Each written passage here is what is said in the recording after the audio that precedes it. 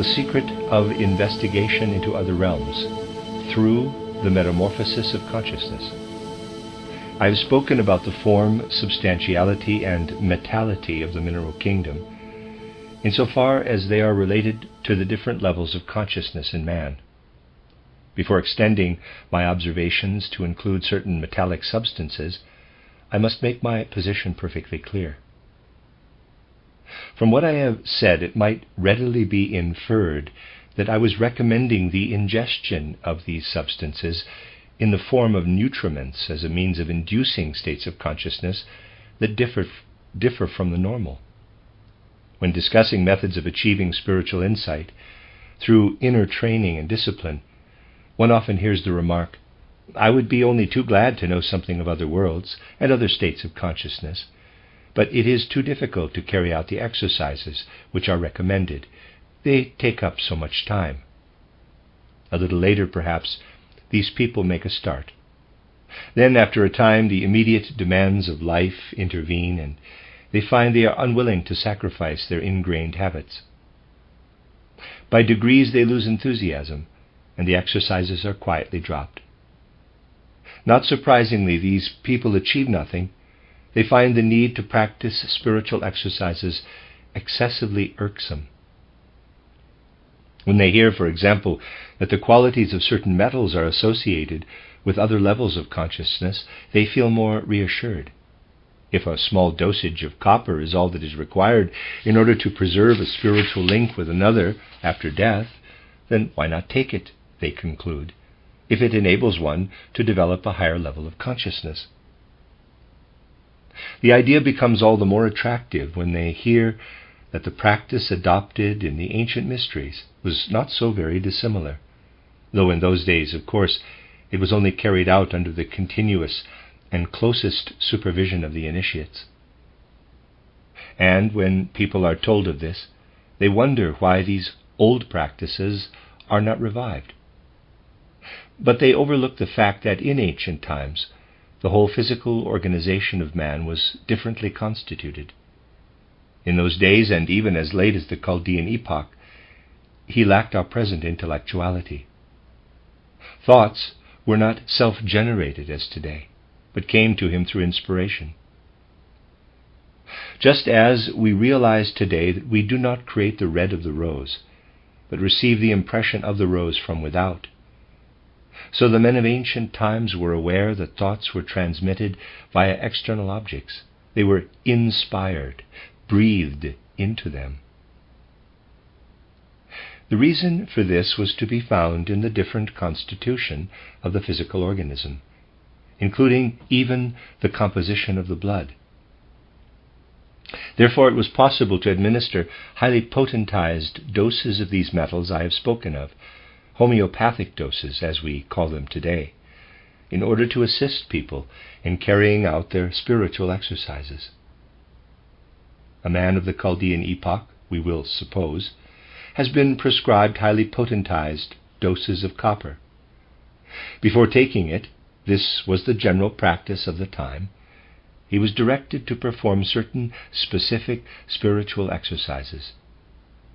In such cases, years rather than days of training were demanded of him before the highly potentized copper could be administered. And because his physical constitution was different from ours, he learned through his training to retrace the reactions upon the upper part of the body of this finely distributed, highly potentized copper that was circulating in his bloodstream. When copper was administered after this careful training, he felt inwardly that his words took on added warmth, because he himself had generated warmth in his larynx and in the nerves leading from the larynx to the brain.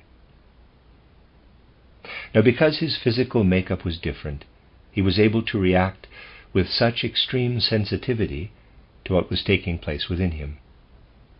If one were to administer highly potentized copper in similar circumstances today, it would, of course, take effect, but it would provide a laryngeal condition and nothing further. It is important, therefore, to understand the difference between the physical constitution of man in those times and that of today. Then one will no longer be tempted to induce other states of consciousness by administering medicaments, which was the normal practice in ancient times, and was still frequently practiced in the Middle Ages. At the present time, the only valid method is for man to have an inner perception of the nature, the essential being of copper, as I indicated yesterday, and thus develop a sensitive response to the color of burnished copper, to the behavior of copper in copper sulfate solution. By concentrating and meditating upon this response, he will ensure that he reacts in the right way. But you will object, in my book titled Knowledge of the Higher Worlds, there is no indication of what preparatory steps should be undertaken in order to develop this response to copper. That is so. But in principle the directives are given in my book, though copper is not specifically mentioned. A description is given of how one should enter into the being of crystals, plants, etc., and the preparatory exercises are indicated. But of course no information is given of how to meditate on the nature of copper. A whole library, rather than a book, would be needed for that. Nor was it necessary, since directives have already been given, exercises to promote self-confidence, for example, and exercises in concentration upon some specific theme or object. Such exercises, in effect, are already covered by what I have just said about the nature of copper. There is no specific statement to the effect that one should meditate upon the nature of copper. It is suggested that some simple object or theme should be selected for purposes of meditation morning and evening. That is tantamount to meditating upon the nature of copper. Only that is given as a subject for meditation, which could refer to its metallic nature. A meditation upon some specific theme, such as, quote, wisdom radiates in the light, close quote, has a decisive influence upon the inner life, if carried out in earnest. The effect would be the same as if someone were to explore the nature of copper from all angles and to concentrate on its physical aspects. On its physical aspect. In the first instance, our approach is from the moral standpoint. In the second, from the physical and chemical standpoint. It is far better for the non-chemist to enter the spiritual world from the moral standpoint. It is necessary, therefore, to see things in their proper relationship, because it would be a mistake for the man of today to follow uncritically the methods of the ancient mysteries in order to gain insight into the spiritual world. The right course for today is to replace the external physical approach by a more moral and spiritual approach. With the development of his physical organism, man's whole relationship to nature has been transformed. Composition of the blood, tissue fluid, and the whole physical constitution are different today from those of the ancient Chaldeans. This cannot be proved by anatomical analysis. In the first place, the anatomist spends most of his time dissecting corpses. Recently, a scientific congress raised a cry of alarm and clamored for more corpses. Anatomists found there was a shortage of corpses for investigating the hidden secrets of life.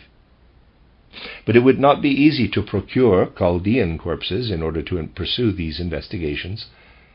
In the second place, with his crude technique, the anatomist would find no answer to the hidden secrets of life.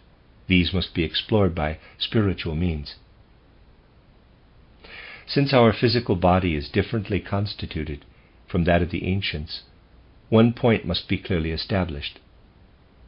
It is still possible today to dispense highly potentized substances, metal potencies, for example. What is the reason for this? The explanation is that we have a deeper insight into the real being of nature. If we really understand the nature of the human body, we know that its functioning is modified by the metals I have mentioned, tin, copper, lead, and so forth. And I have shown how they modify in the first instance the conditions of consciousness. Today, however, we are aware that changes take place in the body, even in normal life, if I may use such a mundane expression. Let us assume, for example, that we experience a change in that region of the body which radiates the activity of copper, as I pointed out yesterday. Any such change is reflected in disturbances of the digestive organs, in the metabolic limb system, in disturbances of the organs predominantly associated with metabolism, digestion, and assimilation of nutrients. Every such disturbance in the human organization, which we call dis-ease, is also associated with the evocation of a different state of consciousness. The full implication of this must be borne in mind. Now, what is the significance of organic disease? I said yesterday that for the man of today, his normal condition of waking consciousness lies in the heart center. Other states of consciousness are associated with other organs, but they always remain in the subconscious. The region of the larynx, including the area extending from the larynx to the brain, lives continuously in a state of consciousness sequential to the normal state which I described yesterday. The region in the neighborhood of the digestive organs shares the same time scale as the dead after death.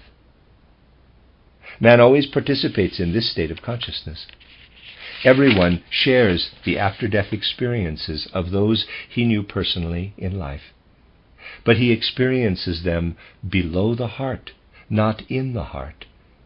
Therefore he knows nothing of this experience. It remains in the subconscious, below the threshold of consciousness. When some disturbance occurs, such as dyspepsia, for example, in that region where man is spiritually in touch with the dead, the consciousness below the heart center is modified. It begins to operate too actively. What then is the explanation of a certain kind of gastric disorder? From the physical angle, it is simply a label for the practitioner's diagnosis. Now, the point of view presented here is in no way directed against a purely physical approach to medicine. I recognize and appreciate its value. As anthroposophists, we do not adopt the attitude of the dilettante, the amateur or the charlatan who disparage or criticize orthodox medicine. We fully accept its findings. When a person suffers from a gastric disorder, the symptoms can be diagnosed physically. But as a result of his gastric condition, he is more able to share in the life of the dead immediately after their death. Of course, a physical diagnosis is made before therapeutic treatment can begin. From the spiritual standpoint, we would say that such a person feels impelled to preserve, after their death, his spiritual link with the souls he has known on earth. But he is unable to enter into the consciousness that lies below the heart. He is unaware that he is in communion with the dead.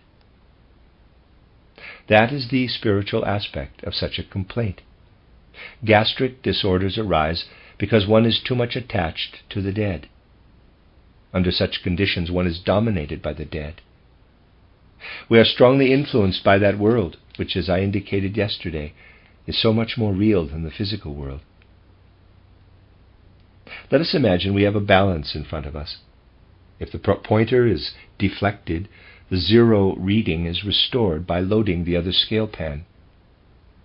The state of disbalance in a person who has developed such abnormal sensitivity in this consciousness below the heart that he is too attached to the dead, and he is quite unconscious of this, is analogous to the scale pan that is loaded on the one side. Equilibrium is restored by adding an equivalent load to the other side. Thus, if the consciousness below the heart is too active, the consciousness in the region of the larynx must be diminished. The heart lies between. It acts as a regulator, and it is the knife edge on which the beam of the balance oscillates. Equilibrium is restored by administering copper. I have already pointed out that man's body today is constituted in such a way that the larynx reacts to copper. The metabolic and laryngeal systems are as closely related as the two sides of the balance. One may be adjusted by means of the other. If suitable doses of copper are administered, the patient is inclined to withdraw somewhat from the realm of the dead, and thereby benefits in health. Whereas otherwise he is increasingly identified with it. That is the spiritual aspect of healing. Today we know, therefore, that all substances have both a physical and moral aspect. The old initiates could make use of the physical aspect for the benefit of their pupils, but only after their pupils had undergone extensive training. It should no longer be used in the same way today. Today, the moral attributes are the province of psychic development, the physical attributes that of the doctor. It is important that the man who is familiar with the physical side of substances and has occasion to make a detailed study of this aspect should also supplement his information by a knowledge of the moral side. This must be strictly adhered to for present-day perception and for practical perception in the field of spiritual methods. The human organism has changed radically with the passage of time, and the close relationship that used to exist between the knowledge of the moral and physical aspects of substances has been lost and must be restored again. I shall have more to say presently about the loss of this relationship. The relationship between medical science with its predominantly physical outlook and spiritual science must nonetheless be different today from that of the remote past. In both cases, this relationship must continue, but it will assume a different form today. It is upon the knowledge of such things that our ability to distinguish between the true and false paths in spiritual investigation depends. A brief review of man's whole attitude to knowledge over the centuries may help to throw further light upon what I have already discussed. Let us look at the evolution of mankind in retrospect, when the interpretation of knowledge and research was so very different. The enormous advances made in recent times in the knowledge of thermo and electrodynamics and of living organisms are classified today under nature, natural history, natural science, and in England, natural philosophy. The way nature is presented in schools today is highly abstract. Nature is seen as a sum of, in quotes, natural laws. That is the expression used, which children are expected to memorize. And the abstract character of this study is carried over into life. Consider how cold and abstract even the most enthusiastic student finds natural science today. In botany, he is obliged to learn by heart lists of botanical terms for plants and plant species. In zoology, the names and classifications of animals and animal species. He soon forgets them and has to go over the ground again and again for examination purposes. And after the examination, he often forgets them completely. Should he need them again, he looks them up in a book of reference. It could hardly be said that a student of today has the same relationship to botany and zoology as he has to some personality to whom he is devoted. That is out of the question. Nature today has become something vague and nebulous, a catalogue of laws of gravitation, heat, light, electricity, magnetism, the laws of mechanics. Natural science and natural history deal with the study of stones and plants. But natural science includes, in addition, the life and inner constitution of the organs of plants, animals, and man, of which we are admittedly ignorant. In brief, natural science and natural philosophy today include much that we claim to know and much of which we are totally ignorant. Now, this is a state of affairs that hardly inspires confidence. Everything is so nebulous and confused, the thinking so superficial and abstract. Nowadays we strive manfully to master this abstraction we call nature, and many, it must be admitted, have grown somewhat indifferent to this abstract approach. And if we do not belong to the younger generation, which is in active revolt against what is being taught in our schools as natural science, we adopt an attitude of benevolent neutrality. This is not always the case. I should like now to characterize briefly the attitude to knowledge a few centuries ago. When we look back to the 9th, 10th, 11th, and even to the 12th and 13th centuries, we come across men, though they were considerably fewer at that time, whom we should describe today as savants, men adjudged to be the outstanding scholars of their day, who taught in the famous school of Chartres in the 11th and 12th centuries, such as Bernard of Sylvestris, Bernard of Chartres, Alanus ab Insulis. These personalities were still fortunate enough at that time to be associated with initiates, men who had profound insight into the mysteries of existence, such as the famous medieval initiate Joachim of Fior, or that other illustrious personality known to the world as John of Hanville. Footnote, or Hauteville, in Latin Alta Villa, his work Architranius, 1184, is mentioned in one of Rudolf Steiner's notebooks. The work is a long epic describing the allegorical journey of a young man seeking the help and counsel of the goddess Natura. End of footnote. I mention these names, to which many others could be added, in order to evoke the spirit of the age, in order to characterize the attitude toward knowledge that was prevalent at the time.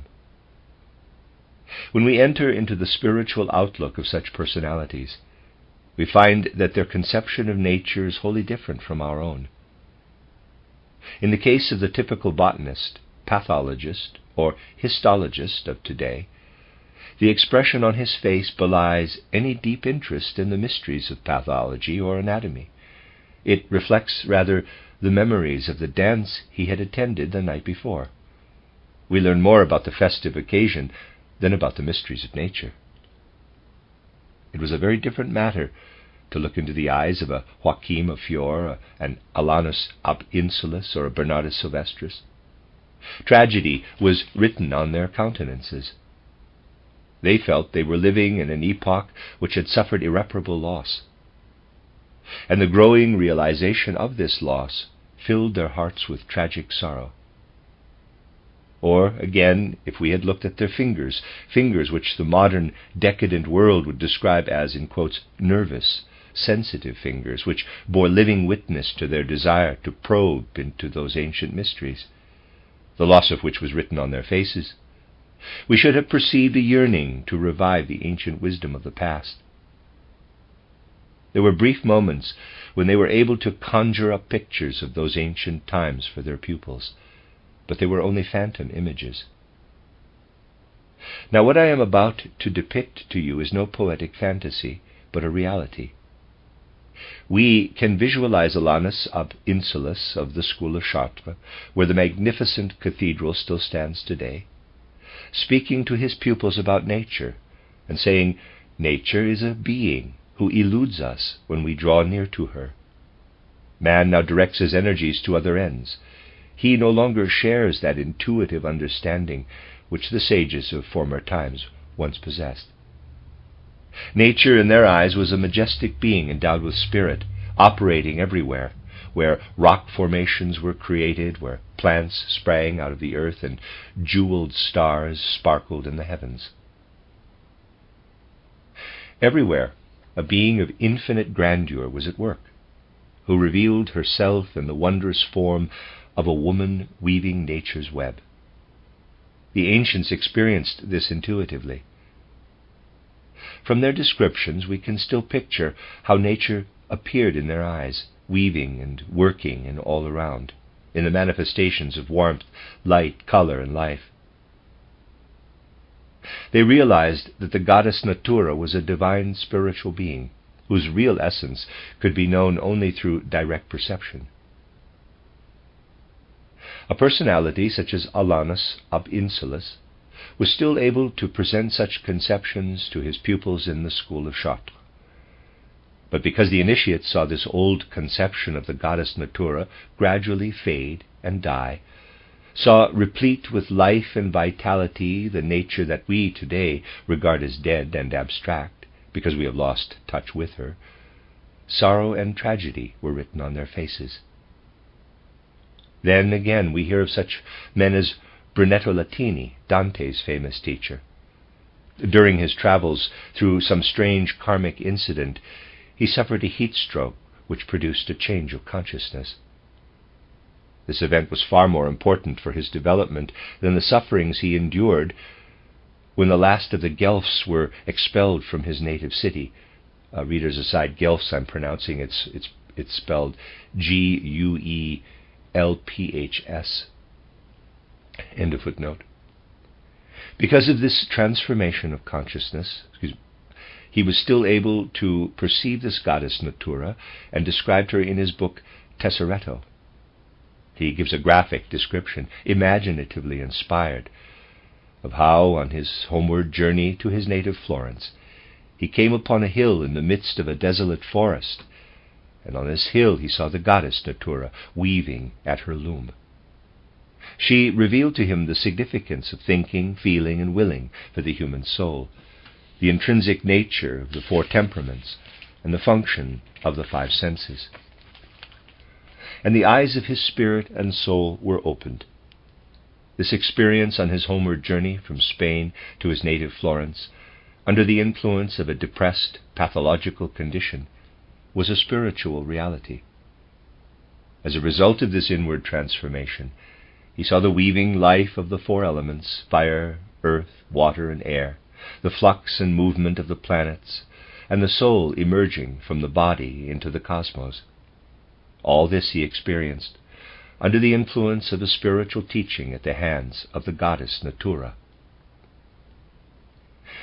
These experiences were described by the men of that epoch with a clarity and concreteness that could hardly be bettered today. At the same time, they felt that the ancients had experienced this knowledge in a different way, and that in the course of time it had gradually been lost.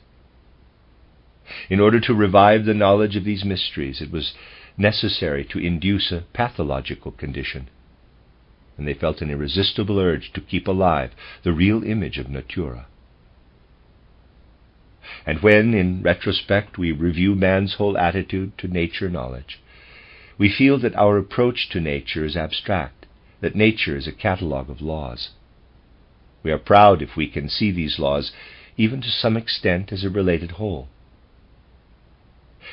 If we look back a few centuries, we see that a living relationship existed between man and a divine being, who was living, weaving, and working in natural phenomena, in the rising and setting of the sun, in the transmission of warmth to the stones and plants, a warmth that is actively operating within all this life, growth and proliferation. How different was a science that took into account the activities of the goddess Natura. The mood in which the students of the school of Chartres, the majority were of the Cistercian order, came out of their lectures was vastly different from the mood of students leaving their lecture rooms today.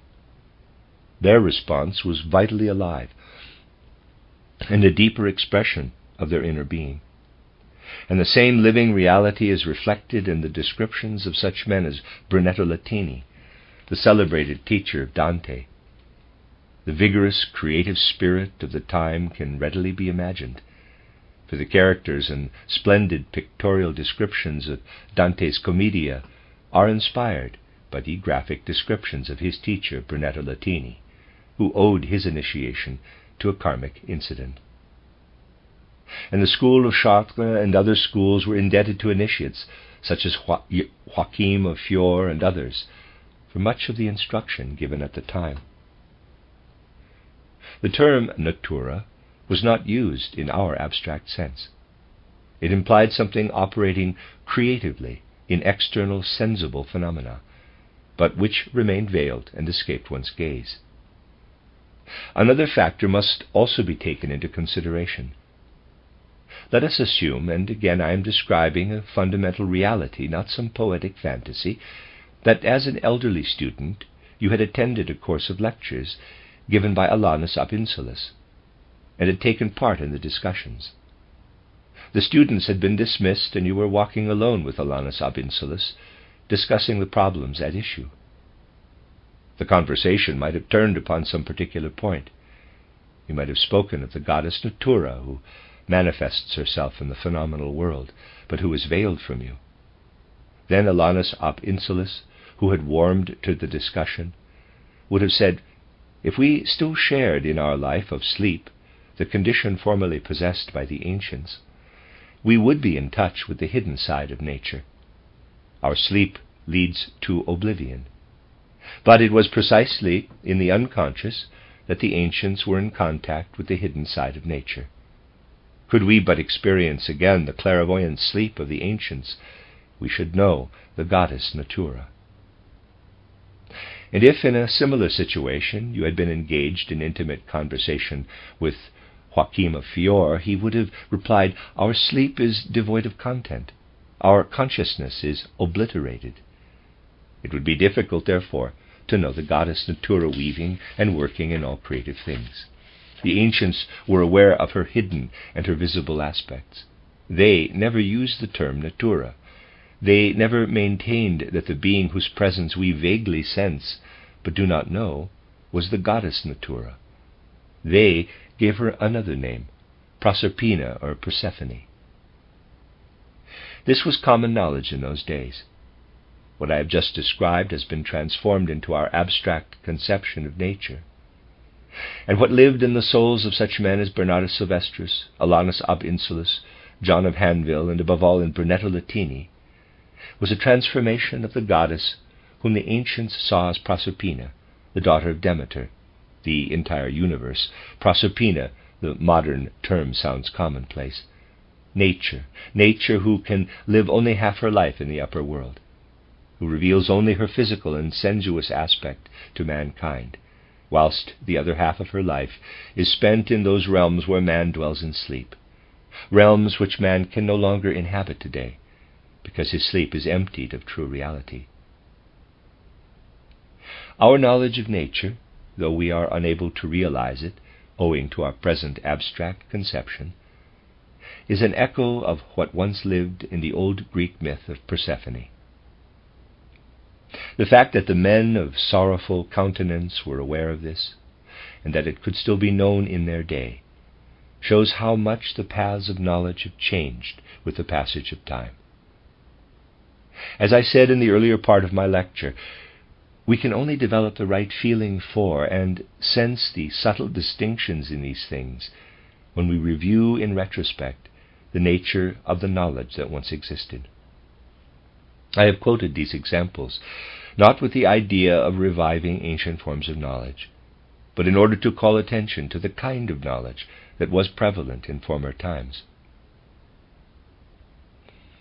If we can hold fast to the words which might have been spoken, perhaps by Joachim of Fiore or John of Hanville, quote, what we regard as nature today, or whatsoever is veiled from us because we cannot apprehend it spiritually, this was once known as Proserpina, close quote. And if this myth of Proserpina, for it has survived only as a myth, is renewed within us, then the images evoked by this myth awaken images of still earlier relationships. They are images from the time when man knew neither the abstract nor the tragic aspect of the goddess Natura, when he saw Proserpina, Persephonea herself, in her aspect of radiant beauty and tragic gloom. And in what aspect did she appear in those far-off days of her prime? These were not the days of Plato's philosophy, nor of Socrates' dialogues, but much earlier times, when knowledge was far more vitally alive than at the height of Greek culture. Let us try to envisage the different forms knowledge has taken in the course of human evolution, so that we may see in the right perspective what we have already discussed from the standpoint of the present, and which will be discussed in further detail in the course of these lectures. Though of necessity our account will be brief and imperfect, let us try to envisage the nature of the mysteries into which the Greek philosopher Heraclitus was initiated, the dark and gloomy Heraclitus, as he was called, because in later years a psychic darkness had descended upon all that he had received in the hands of the mysteries. Let us picture that period in the development of the mysteries, when the Greeks drew upon them for their imaginative vision and the creation of their myths. And let us picture to ourselves the mysteries of Ephesus, into which Heraclitus had been initiated. Knowledge from primeval times was still extant in Ephesus, and persisted into Homer's time, and even into the time of Heraclitus's initiation, though in an emasculated form. These ancient mysteries were still actively flourishing. A strong and powerful spiritual atmosphere was present in that temple, which was adorned on the eastern side with the statue of the goddess Diana, the goddess of fertility, who symbolizes the superabundant fertility of nature everywhere. When conversations were held, momentous secrets of existence, profound spiritual secrets, were imparted to the pupils through the spoken word immediately after they had taken part in the mysteries and had received the mighty impulses of the mysteries from the ceremonies in the temple of Ephesus. And these profound conversations were continued after the participants in the ceremonies had left the temple. At the twilight hour, when nature invites to contemplation, they would follow the pathway leading from the temple doorway into a grove with arbored walks, planted with dark green trees, in which paths fanning out from the temple of Ephesus were gradually lost to view in the distance. I should like to offer you a somewhat inadequate picture of conversations of this kind. It was not unknown for someone who had received a partial initiation into the mysteries of those times to enter into conversation with a pupil of either sex. Now you must realize that in those days, equality of rights between the sexes, though forfeited immediately afterward, was very much more a living reality than it is today. We can speak therefore both of male and female pupils at Ephesus. And in these conversations there was a lively interest in the spiritual aspect of the myth of Persephone. But how was such a conversation conducted? First, there was the teacher, the priest initiate, who from the spiritual impulses he had received was empowered to speak of the contingencies in the world of forms, of the interrelationships of entities in that world. Speaking from his initiate knowledge, he would say something like the following to his pupil: "It is now twilight, and sleep, which reveals the spiritual world, will soon overtake us. Look upon your human form in its totality. Beneath our feet are the plants, and around us are the lengthening shadows of twilight and the dim green light of the temple grove. The first stars are beginning to shine in the heavens. Behold the majesty and grandeur of life's inexhaustible vitality in the heavens above and the earth beneath. Then behold yourself, and remember that a whole universe lives and stirs within you, that all organic activity, all the changes and chances of your inner life bear witness every moment of the day to a plenitude of facts and to endless transformations of your being. Realize that you are a microcosm, which, though spatially delimited, is richer in mystery and wonder than the macrocosm which you apprehend visually and intellectually. Learn then to feel and know this world within you. Realize that you are now looking out from your microcosmic world into the larger world that reaches from the earth to the stars. Then sleep will overtake you. You will no longer be a prisoner of your own body, of your own world, but will inhabit that other world you now behold, a world that embraces the earth and the stars. Your soul and spirit will have relinquished the physical body, and you will be sharing the radiance of the stars and the exhalations of the earth. You will ride the winds and think with star radiance. You will now be living in the spiritual world, and will look back upon your microcosmic self. In ancient times it was possible for the teacher to speak to his pupil after this fashion, because the perception of the external world was not so sharply defined as now, and the life of sleep had not yet become a total blank. It was still crowded with experiences. When referring to this state of sleep, the teacher spoke of reality, saying, "You are now in the presence of Proserpina, Persephone, or Cora. Cora lives in the stars, in the rays of sunshine, in the moonbeams, and the growing plants. Everywhere can be seen the activities of Persephone, for she has woven the garment of the universe. And behind it all is Demeter, her mother, for whom Persephone has woven this garment which you see as the external world." The teacher did not use the term nature. He preferred to speak of Persephone, or Cora. And continuing the dialogue with his pupil, the teacher went on. "If someone were to remain awake for a longer period than yourself, then, whilst you were asleep, he would perceive the plants, mountains, clouds, and stars, external manifestations of Persephone, exactly as you do now. Illusion lies in the manner of our seeing. It is not Persephone, not her creative activities in mountains, plants, clouds, and stars that are illusory, but how you see them. And now the moment has come for sleep. Through your eyes, the organ of life's mysteries, Cora Persephone, will enter into you."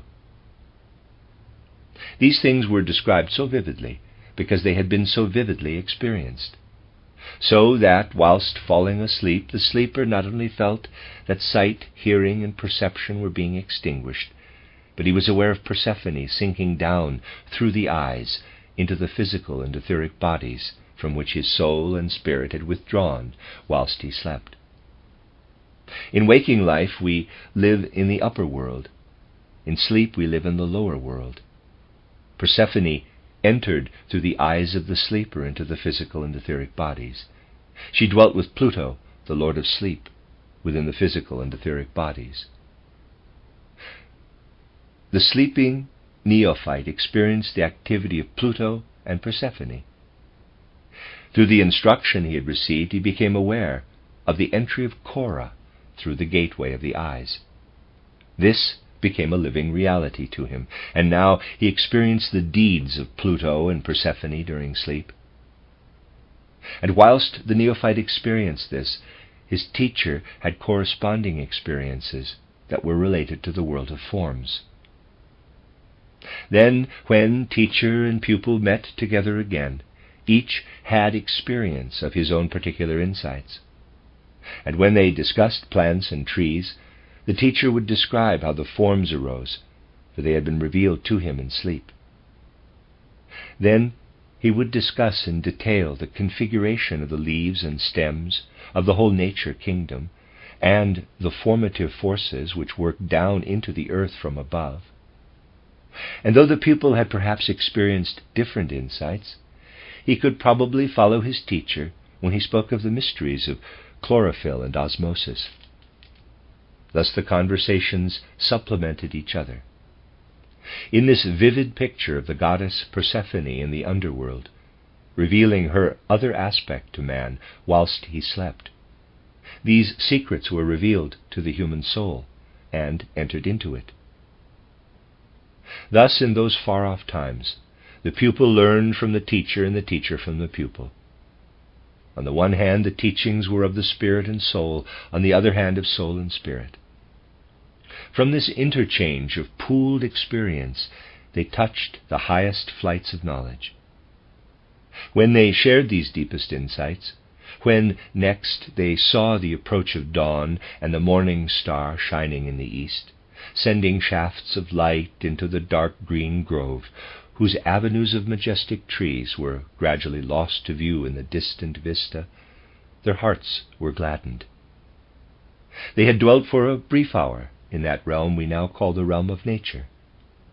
And when they had talked of these things amongst themselves, they knew for certain they had held converse with Persephone.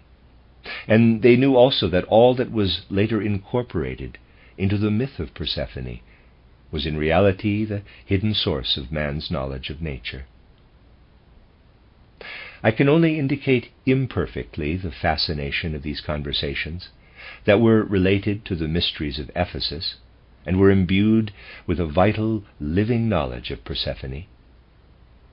But in the course of time, this knowledge was toned down to the abstraction we know as nature today, and men such as Joachim of Fior were saddened by this tragic loss. We can only understand the path leading to an understanding of the spiritual nature of man and the cosmos when we draw attention to and characterize not only the separate states of consciousness within man's reach, but also show how these states have been transformed in the course of the evolution of mankind. When we realize how very different from our own was the knowledge that informed the conversations of those who had participated in the mysteries in the temple of Ephesus, and how different was the nature of the converse held with such personalities as Joachim of Fior and Alanus ab Insulis, and how different today is the knowledge that we must strive to attain once more, in order, through spiritual training, to seek forms of knowledge which lead back from the outer to the inner, from the above to the below, and then from the inner to the outer, and the below to the above.